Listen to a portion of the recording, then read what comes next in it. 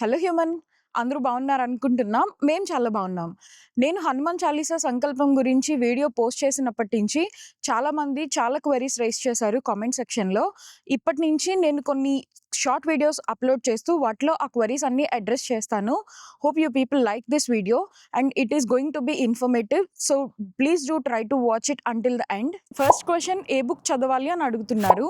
హనుమాన్ చాలీసా చదవాలండి. చాలీసా అంటే 40 చౌపాయిలతో పాటు 2 దోహాలుంటాయి.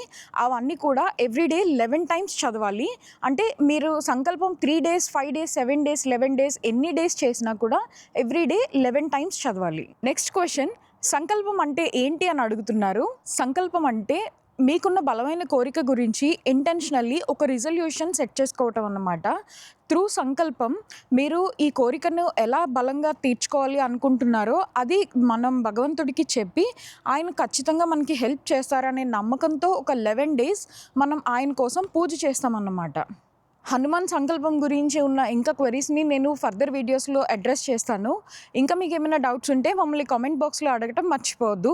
అలానే please do like, share and subscribe to our channel.